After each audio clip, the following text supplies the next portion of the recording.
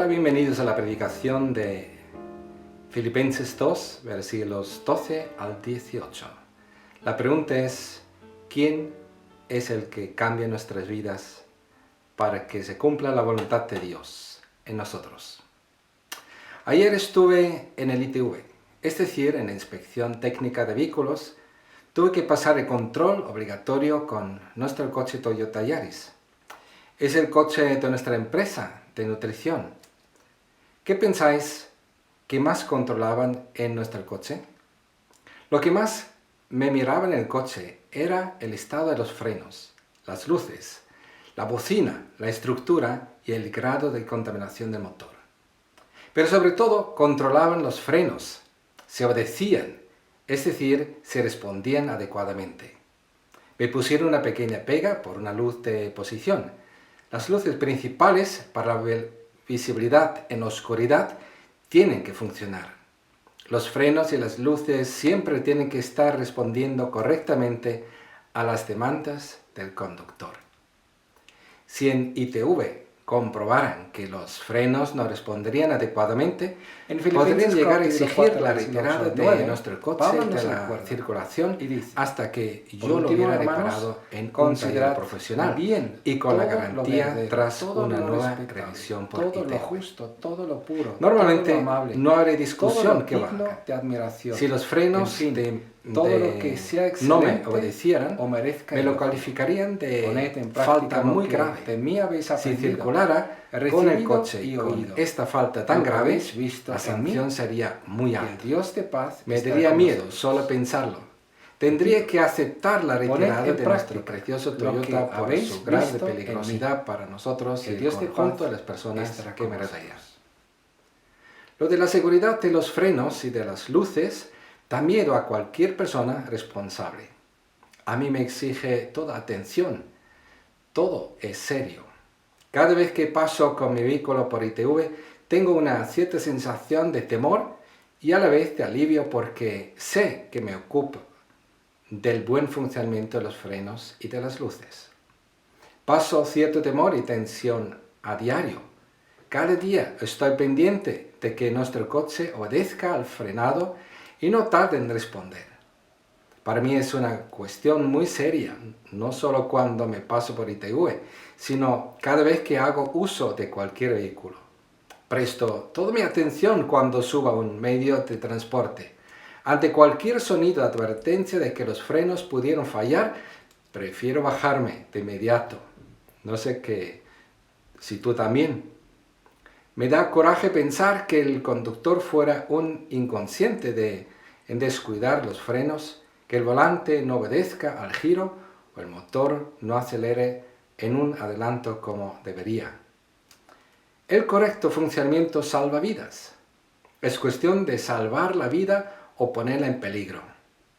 Reconozco que si ayer en ITV hubiera tenido un problema con uno de los frenos, hubiera sido necesario retirarlo de la circulación y repararlo. Pagaría la reparación. Mi existencia y la de otros depende de ello. Por cosas de mucho menor importancia, me prohibieron unos meses atrás circular con la furgoneta de la tienda por unos días. Yo argumentaba con las autoridades del ITV que la necesitaba para trabajar, pero ante la mera sospecha de que pudiera haber algún fallo, me limitaron la circulación hasta el taller de ida y vuelta. Luego era una bombilla de la guantera que fallaba, pero tenía que respetar la autoridad del ITV y solucionarlo antes de poder circular con la furgoneta. Reconozco que a veces es incómodo que Dios hubiera puesto autoridades para que no pudiéramos hacer lo que quisiéramos. Hay muchas personas que tienen el derecho de aconsejar y regular ciertas áreas de nuestras vidas. Leamos en el sanidad, Filipenses, Hacienda, tráfico, la familia, en el trabajo, la comunidad de vecinos, etc., y también en la iglesia de Dios. Pablo escribe: Hoy nos ocupamos de asimilar en nuestras vidas un pasaje en Filipenses que Pablo nos induce a nuestra obediencia por medio de ejemplo mi ardiente anhelo de Jesucristo, es que siendo Dios y de la obediencia, sino que con toda libertad, ya sea que Pablo alababa a los filipenses por su obediencia en su presencia y aún más en su ausencia.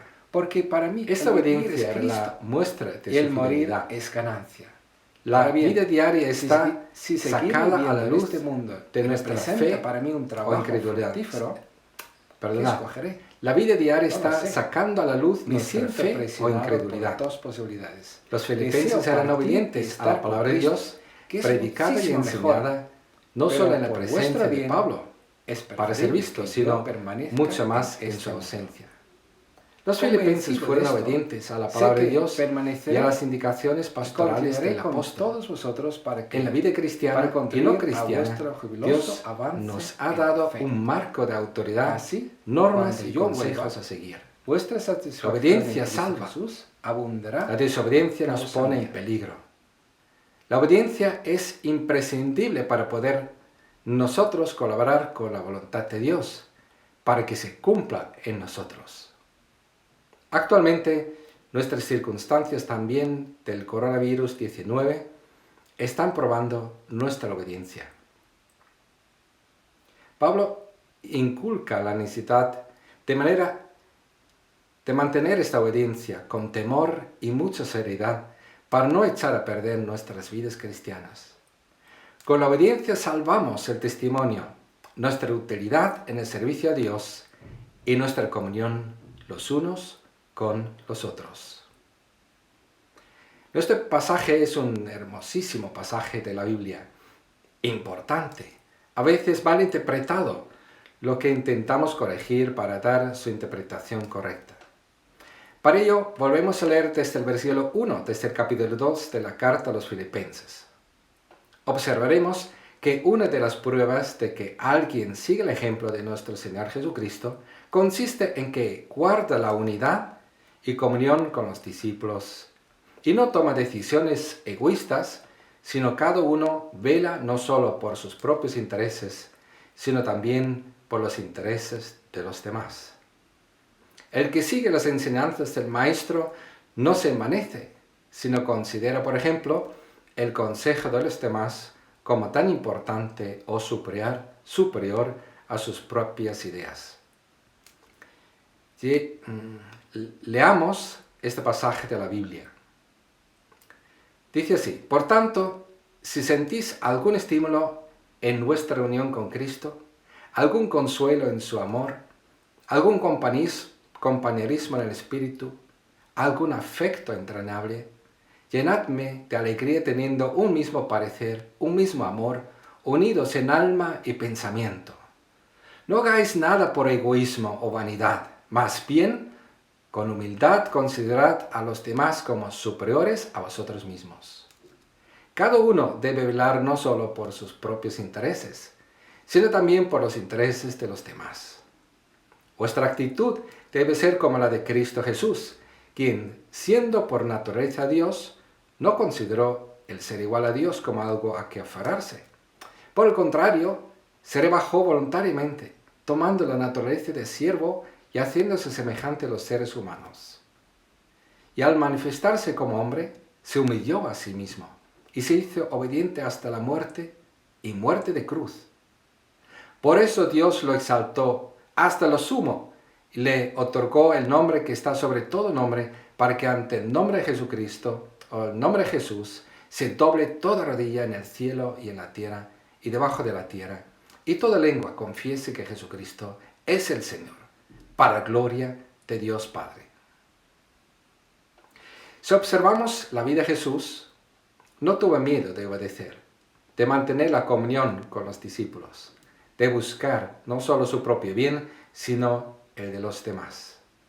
No tuvo miedo en darse a sí mismo, en humillarse, en pagar el precio del sacrificio por amor y para la gloria de Dios.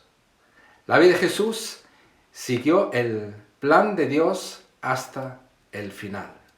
La vida es un maratón y hay que terminarlo con agallas y sujetos a Dios. Leemos ahora el nuevo pasaje, Filipenses 2, del 12 al 18. Dice así: Así que, mis queridos hermanos, como habéis obedecido siempre, no solo en mi presencia, sino mucho más ahora en mi ausencia, llevad a cabo vuestra salvación con temor y temor, pues Dios es quien produce en vosotros tanto el querer como el hacer para que se cumpla su buena voluntad. Hacedlo todo sin quejas ni contiendas, para que seáis intachables y puros, hijos de Dios sin culpa en medio de una generación torcida y depravada. En ella brilláis como estrellas en el firmamento, manteniendo en alto la palabra de Dios de vida. Así, en el día de Cristo, me sentiré satisfecho de no haber corrido ni trabajado en vano. Y aunque mi vida fuera derramada sobre el sacrificio y servicio que procede de vuestra fe, me alegro y comparto con todos vosotros mi alegría. Así también, alegraos y compartid vuestra alegría conmigo. Observemos la introducción a nuestro texto. Dice así: Así que, mis queridos hermanos, porque nos indica que el Espíritu de Dios enlaza lo nuevo con lo anterior.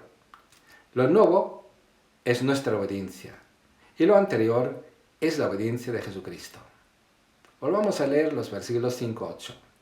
Dice así: Y al manifestarse Jesucristo como hombre, se humilló a sí mismo y se hizo obediente hasta la muerte, y muerte de cruz. Vuestra actitud debe ser como la de Cristo Jesús, quien, siendo por naturaleza Dios, no consideró el ser igual a Dios como algo a que aferrarse. Repitamos: se humilló a sí mismo y se hizo obediente hasta la muerte, y muerte de cruz. Vuestra actitud debe ser como la de Cristo Jesús. Y ahora leemos el versículo 12. Así que, mis queridos hermanos, como habéis obedecido siempre, no solo en mi presencia, sino mucho más ahora en mi ausencia, llevad a cabo vuestra salvación con temor y temblor, pues Dios es quien produce en vosotros tanto el querer como el hacer para que se cumpla su buena voluntad. Pablo acaba de dibujar el ejemplo de Jesucristo delante de nuestros ojos. Siendo Dios, se humilló y como prueba fue obediente hasta la muerte, y muerte no cualquiera, sino de cruz. Y sabemos por qué era necesaria esta obediencia. Su obediencia nos salvó. Una casi obediencia insuficiente no nos hubiera salvado. Su autodespojo de sus derechos divinos fue necesario para nuestra salvación. Su autohumillación fue necesaria para nuestra salvación. Su identificación con nosotros fue necesaria para nuestra salvación. Su obediencia nos salvó. Nos salvó de la condenación eterna por nuestra desobediencia. Y no solamente, también nos salvó potencialmente del poder del pecado. Además, nos salvó potencialmente también de la presencia futura del pecado. Su obediencia nos salvó. Nosotros no podríamos salvarnos porque solo Jesucristo pudo obedecer siempre y hasta la muerte en la cruz. Nosotros recibimos su obediencia como un regalo y Dios cambiaba nuestra desobediencia por su obediencia. Nos declara justificados de nuestra desobediencia y salvados del castigo eterno. Así lo declara Dios en Romanos 5:10. Porque así como por la desobediencia de un solo, la de Adán, muchos fueron constituidos pecadores, también por la obediencia de uno solo, la de Jesucristo, muchos serán constituidos justos. Esta vida de obediencia de Jesucristo es tan importante que nos convence de la importancia de nuestra obediencia. Su obediencia era tan generosa, incomparable, única, llena de compasión por nosotros. El Espíritu de Dios quisiera enamorarnos de Jesucristo, de no haber mirado solo por lo suyo propio, sino haberse compadecido de nosotros, para que nosotros también nos compadeciéramos de los demás y no buscáramos solo lo nuestro propio, sino también lo de los demás. Jesucristo nos enamoró a nosotros, sus discípulos, por su obediencia hasta la muerte, aun cuando nosotros muchas veces le negamos, lo abandonamos y lo desobedecemos. Esta grandeza de Jesucristo, en su máxima humillación voluntaria, hace que comenzamos a renunciar a nuestros derechos, a humillarnos y obedecer por amor y para la gloria de este Dios tan maravilloso. Jesús dejó de anteponer su vida a las vidas de los demás, su familia a las demás familias, o su trabajo a los intereses del reino de Dios. Todo tiene su importancia. Cada uno debe velar no solo por sus propios intereses, sino también por los intereses de los demás.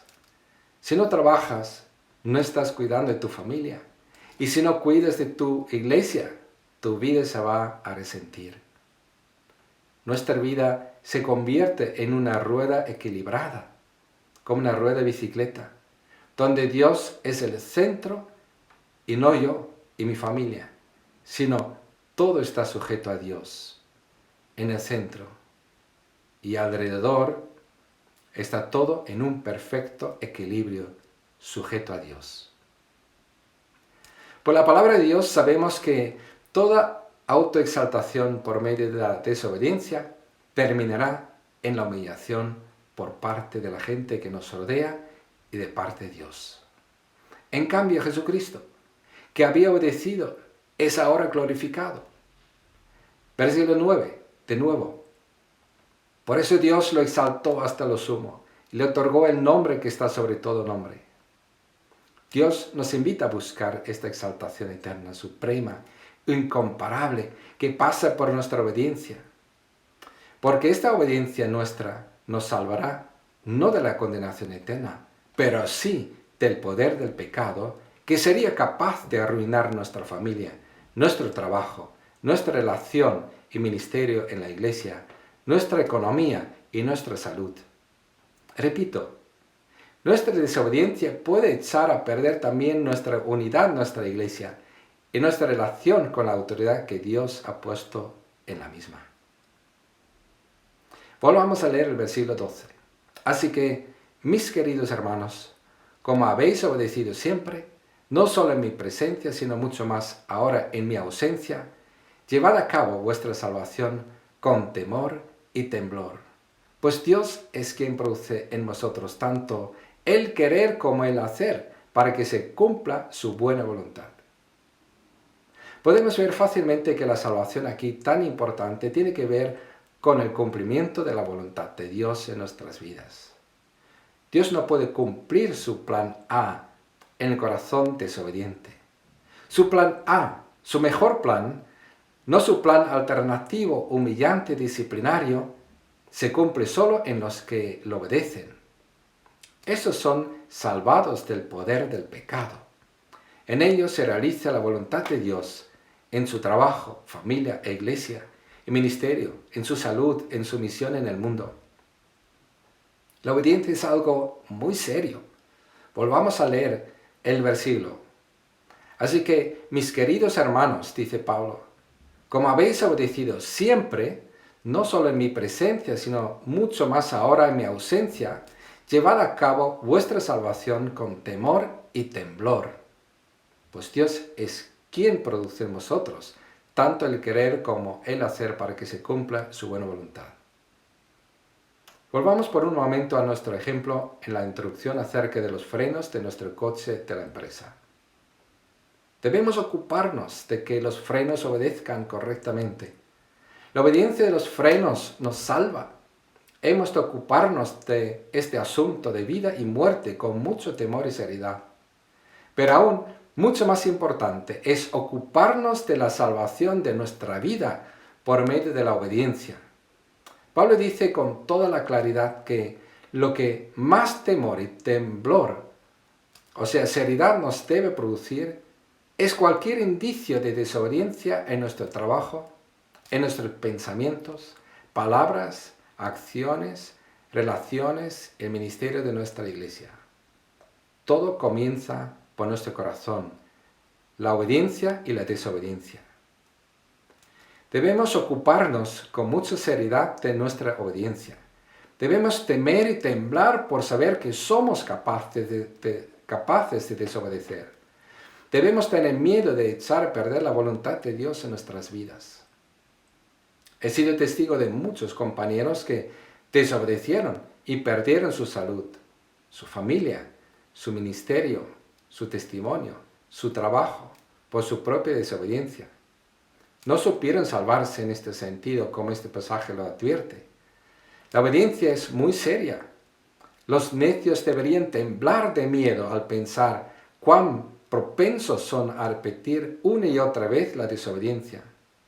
Los de carácter introvertido e intransigente, que fácilmente se bloquean, deberían temblar de temor ante el peligro de bloquearse y desobedecer.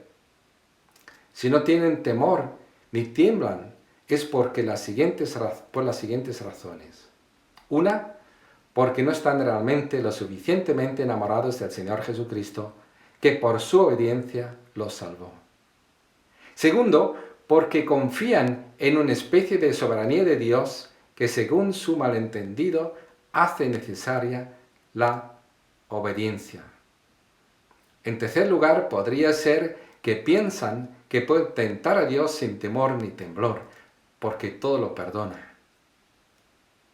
La salvación del castigo eterno es solo una de las dos áreas de salvación que Jesucristo nos ha ganado por su obediencia. Y este asunto aquí no se está tratando, sino la salvación del poder del pecado. Pero en este pasaje no nos advierte en cuanto a la condenación eterna, pero sí nos advierte acerca de esta otra salvación, la del poder del pecado.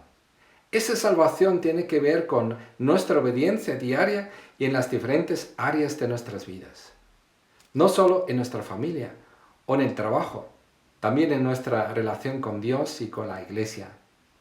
Los creyentes que no obedecen están, por ejemplo, en peligro de perder su trabajo, el subsidio, la amistad, su familia, el buen testimonio en la Iglesia y su ministerio, su salud, su mente y buena conciencia. Nuestra obediencia es imprescindible para salvarnos del poder del pecado y sus destructivas consecuencias. ¿Cómo se produce esta obediencia en nosotros? Volvamos a Filipenses 2, versículos 12 al 18. Así que, mis queridos hermanos, como habéis obedecido siempre, no solo en mi presencia, sino mucho más ahora en mi ausencia, aprendamos primeramente a obedecer no solo cuando nos observan. Las cosas ocultas hay que desecharlas, no solo cuando nos ven, sino cuando estemos solos. Las tareas hay que cumplirlas aun cuando nadie las conoce y nadie se podría dar cuenta que somos perezosos o desobedientes.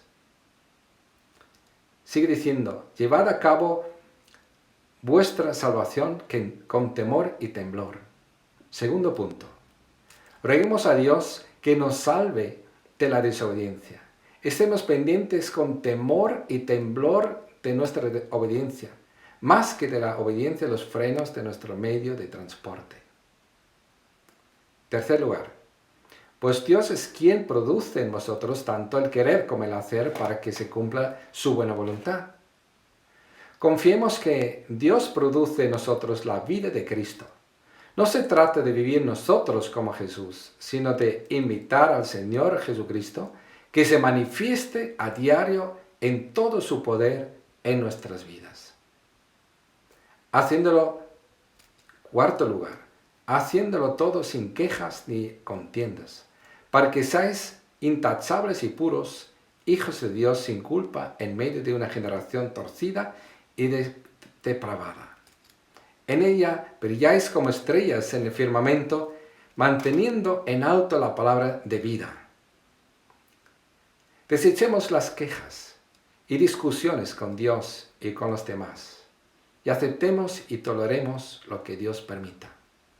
Así seremos en la noche oscura de desobediencia e incredulidad, estrellas que iluminan el firmamento. ¿Quién puso las estrellas en el cielo oscuro de la noche?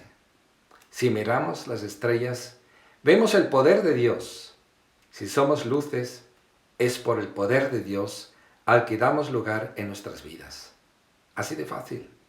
Solo Dios nos capacita para enseñar su palabra y ser testigos de su poder en una generación torcida y depravada. Repitamos, hacedlo todo sin quejas ni contiendas, para que seáis intachables y puros, hijos de Dios sin culpa en medio de una generación torcida y depravada. En ella brilláis como estrellas en el firmamento, manteniendo en alto la palabra de vida. Así, en el día de Cristo me sentiré satisfecho, dice Pablo, de no haber corrido ni trabajado en vano. Y aunque mi vida fuera derramada sobre el sacrificio y servicio que procede de nuestra fe, me alegro y comparto con todos vosotros mi alegría. Así también, alegraos y compartid vuestra alegría conmigo. En quinto lugar, tengamos en cuenta que una vida desobediente es una pérdida de tiempo y esfuerzo. No solo para los desobedientes, sino también para los que invierten su tiempo en enseñarles. Pronto viene el Señor Jesucristo y tendremos que darle cuentas.